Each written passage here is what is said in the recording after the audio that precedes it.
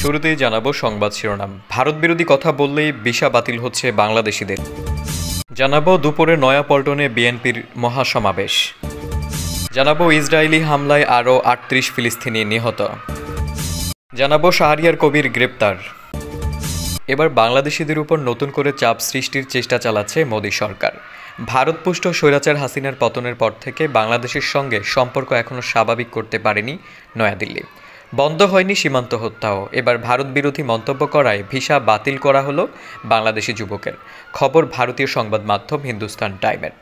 গতকাল প্রকাশিত প্রতিবেদনে বলা হয়, ভারত বিরোধী মন্তব্য করায় ভিসা বাতিল করে এক বাংলাদেশিকে দেশে ফেরত পাঠিয়েছে দেশটির পররাষ্ট্র মন্ত্রণালয়। ভিসা বাতিল হওয়া ওই ব্যক্তির নাম আলমগীর। তিনি লালমনিরহাটের বাসিন্দা। প্রতিবেদন থেকে জানা যায়, পর্যটন ভিসায় ভারতে গিয়ে আলমগীর তাজমহলের সামনে দাঁড়িয়ে সোশ্যাল মিডিয়ায় লাইভে এসে ভারত বিরোধী মন্তব্য করেন, যার কারণে তার ভিসা বাতিল করা হয়। জানা গেছে, গতকাল সকালে কোচবিহারের চ্যাংরাবান্ধা স্থলবন্দর দিয়ে আলমগীরকে দেশে ফেরত পাঠিয়ে দেয় ভারত সরকার। গত ৩ সেপ্টেম্বর আলমগীর পর্যটন ভিসা নিয়ে ভারতে প্রবেশ করেছিলেন। এরপর আগ্রায় পৌঁছান তিনি।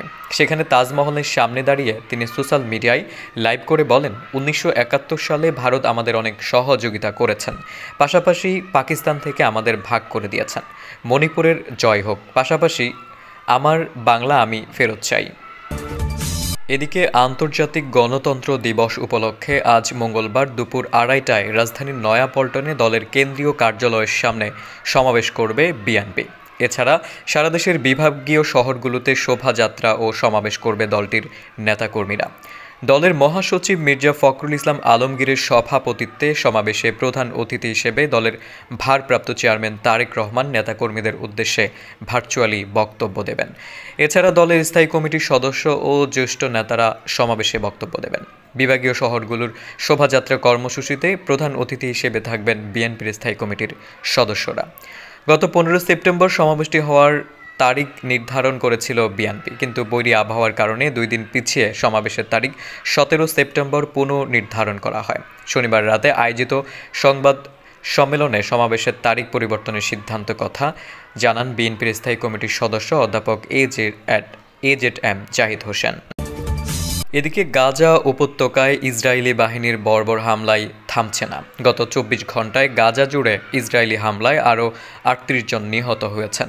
আহত হয়েছেন বেশ কয়েকজন। মঙ্গলবার ফিলিস্তিনি সিভিল ডিফেন্সের বরাত দিয়ে আল জাজিরার প্রতিবেদনে বলা হয়েছে, গাজা শহরে ইসরায়েলি হামলায় ৩ ফিলিস্তিনি নিহত হয়েছেন। এছাড়া গাজা জুড়ে হামলায় আরও ৩৫ ফিলিস্তিনি নিহত হয়েছেন। গত ২৪ ঘন্টায় গাজা জুড়ে ইসরায়েলি হামলায় আরও ৩৮ জন নিহত হয়েছেন। বর্বরোচিত এই হামলায় হতাহতের সংখ্যা আরও বাড়তে পারে বলে আশঙ্কা করা হচ্ছে। ধ্বংসস্তূপের নিচে অনেক দেহ চাপা পড়ে আছে বলে ধারণা করা হচ্ছে। স্থানীয় লোকজন ও উদ্ধারকর্মী হতাহতদের উদ্ধারে ধ্বংসস্তূপ সরানোর কাজ শুরু করেছেন। গত বছরের ৭ অক্টোবর দক্ষিণ ইসরায়েলে হামাসের নজরবিহীন হামলার প্রক্রিয়ায় গাজায় হামলা শুরু করে ইসরায়েল।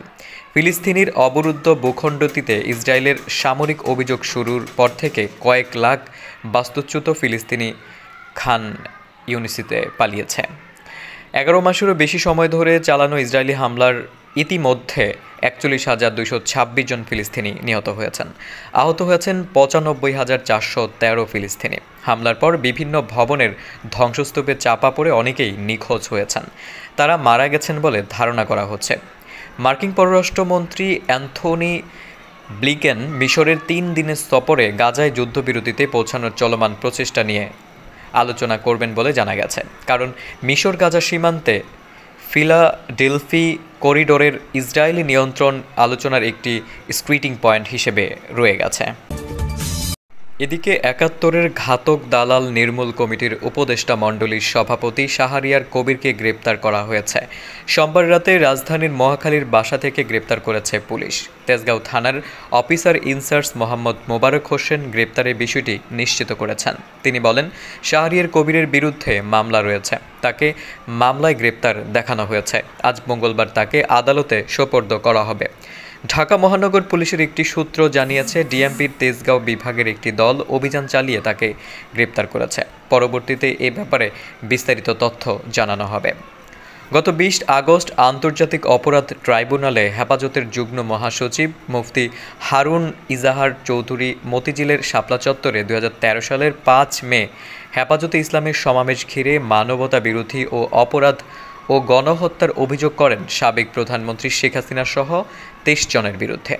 অভিযুক্তদের একজন শাহরিয়ার কবির। এছাড়া গত ৫ আগস্ট যাত্রাবাড়ী কুতুবখালীতে শিক্ষার্থী ইমরান হোসেনের মৃত্যুর ঘটনায় দায়ের হত্যা মামলার আসামি তিনি।